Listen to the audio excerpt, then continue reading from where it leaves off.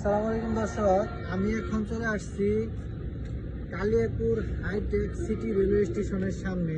আমার পিছনে দেখতে পাচ্ছেন শাপলার মতো আঁকানো, এটাই কিন্তু হচ্ছে Kaliakair railway station, high tech city railway station. তো এটা এমন একটি রেলওয়ে স্টেশন, বিশাল ব্যয়বহুলভাবে তৈরি করা হয়েছে, সৌন্দর্য ও মাধুর্যপূর্ণ একটি রেলওয়ে স্টেশন। কিন্তু দুর্ভাগ্যবশত বলতে হচ্ছে এই রেলওয়ে স্টেশনে সপ্তাহে 2 দিন রেলে চড়া যায়, আর বাকি দিনগুলোতে এখানে কোনো প্রকার রেল থামতেছে না।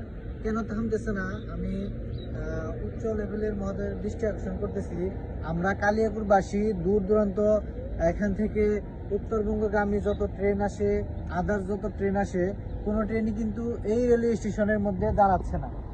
কারণ একটাই, এখান থেকে দূরপাল্লার যে ট্রেনগুলো আসে সরাসরি ডাইরেক্ট লেনে চলে যায় উত্তরবঙ্গে, কিন্তু আমাদের এই রেলওয়ে স্টেশনে কোনো প্রকার ট্রেন থামে না। লোকাল ট্রেন যেগুলো আছে এখান থেকে ঢাকা যাওয়ার জন্য বা এখান থেকে টাঙ্গাইল যাওয়ার জন্য, মহেরা যাওয়ার জন্য, ওই ট্রেনগুলো হচ্ছে এই রেলওয়ে স্টেশনে দাঁড়ায়। তো আমার বিষয়টা হচ্ছে যে আমাদের এই কালিয়াকুরের ভেতরে, গাজীপুরের ভেতরে হাজার হাজার শ্রমিক আছে যারা হচ্ছে উত্তরবঙ্গের, তারা রেল ব্যবহার করে, তারপর হচ্ছে বাস ব্যবহার করে।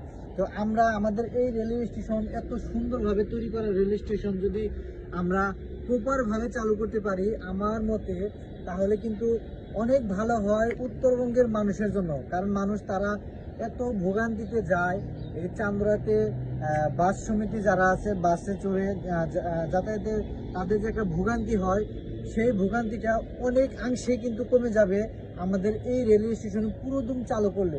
তা আমি দেখেছি তারা হচ্ছে এই গাজীপুর থেকেও ঢাকায় ঢুকে তারপরে রেলে করে যেতে হয়।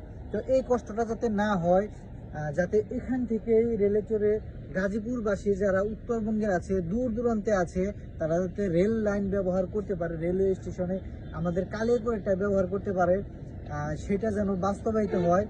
এই দিকে দৃষ্টি আকর্ষণ করছি সবার, আপনারা দয়া করে এই জিনিসটা দিকে নজর দিন, যাতে করে আমাদের এই রেলওয়ে স্টেশনটা সব সময় রেলে চড়া যায় এবং যাতায়াত করতে পারি আমরা। তো এই বিষয়টা আপনাদের কাছে আমার বলার ছিল। আপনারা এই বিষয়টা দেখবেন, চিন্তা করবেন যে আসলে কি হয়, কি করা যায়।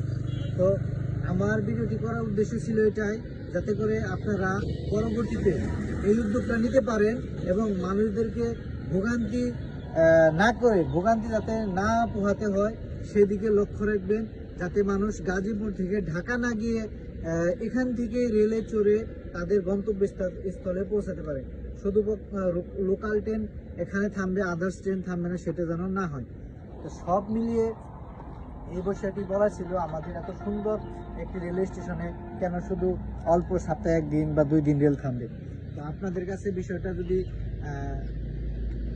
আপনাদের ভাবার বিষয় হয়ে থাকে, বা বিষয়টা যদি আপনাদের জিনিসটা কেমন ভাবতেছেন বা কি মনে করতেছেন, সেই বিষয়টি আপনারা জানাবেন। আর ভিডিওটি বেশি বেশি শেয়ার করবেন, যাতে করে এই আমাদের রেলওয়ে স্টেশনটা প্রপারভাবে চালু হয়ে যায় এবং মানুষের ভোগান্তিটা কমতে পারে। তো সে পর্যন্ত সবাই ভালো থাকবেন, সুস্থ থাকবেন, অবশ্যই ভালো কাজের সাথে থাকবেন। আসসালামু আলাইকুম।